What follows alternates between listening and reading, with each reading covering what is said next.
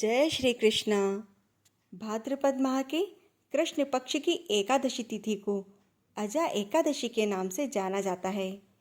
इस दिन भगवान विष्णु की विधि विधान से पूजा करने और व्रत रखने का बड़ा ही महत्व होता है। ऐसा करने से मनुष्य को जीवन में आ रहे सभी दुखों से छुटकारा मिलता है और उन्हें पुण्य फल की प्राप्ति होती है। आइए सुनते हैं अजा एकादशी की व्रत कथा को और चलते हैं कुरुक्षेत्र में, जहाँ पर कुंती पुत्र युधिष्ठिर भगवान श्री कृष्ण से कहते हैं, हे पुंडरीकाक्ष, मैंने श्रावण शुक्ल एकादशी अर्थात पुत्रदा एकादशी का सविस्तार वर्णन सुना है।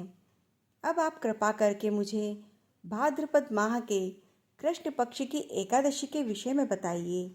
इसका क्या नाम है और इसका व्रत करने का विधान क्या है? इस व्रत को करने से किस फल की प्राप्ति होती है? यह सब सुनकर भगवान श्री कृष्ण ने कहा, हे कुंती पुत्र, भाद्रपद माह के कृष्ण पक्ष की एकादशी को अजा एकादशी कहते हैं। इसका व्रत करने से मनुष्य के सभी पाप नष्ट हो जाते हैं और इहलोक और परलोक में मदद करने वाली इस एकादशी व्रत के समान संसार में दूसरा कोई व्रत ही नहीं है। आइए मैं इसकी महत्तम की कथा सुनाता हूँ, आप ध्यानपूर्वक श्रवण करें। पौराणिक काल में भगवान श्री राम के वंश में अयोध्या नगरी में एक चक्रवर्ती राजा हरिश्चंद्र नाम के राजा हुए थे। वह राजा अपनी सत्यनिष्ठा और ईमानदारी के लिए प्रसिद्ध थे। एक बार देवताओं ने इनकी परीक्षा लेने की योजना बनाई।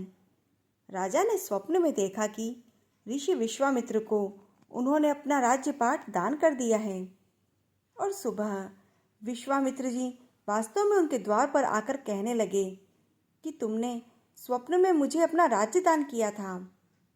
राजा ने अपनी सत्यनिष्ठ व्रत का पालन करते हुए संपूर्ण राज्य विश्वामित्र जी को दे दिया। दान के लिए दक्षिणा चुकाने हेतु राजा हरिश्चंद्र को पूर्व जन्म के कर्म के फल के कारण अपनी पत्नी, बेटा और खुद को भी बेचना पड़ा और वह स्वयं एक चांडाल के यहाँ सेवक बन गए।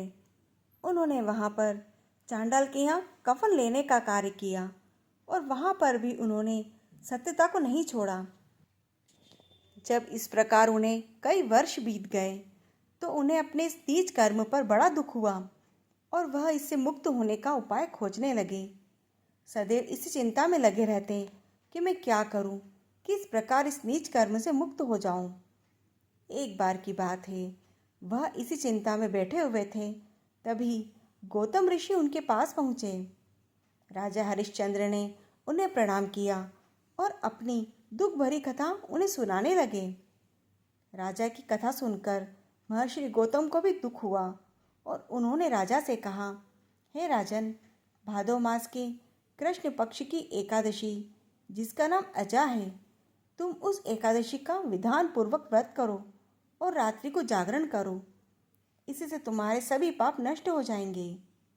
महर्षि गौतम इतना कहकर आलोक हो गए।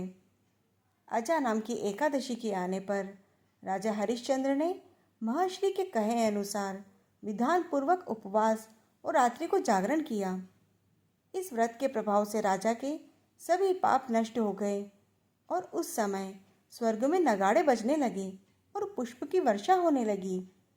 उन्होंने अपने सामने ब्रह्मा, विष्णु, महेश तथा देवेंद्र आदि सभी देवताओं को खड़ा पाया।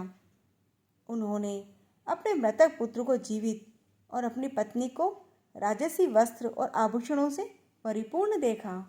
व्रत के प्रभाव से ही राजा को पुनः अपने राज्य की प्राप्ति हुई और वास्तव में एक ऋषि ने राजा की परीक्षा लेने के लिए ही यह सब कौतुक किया था।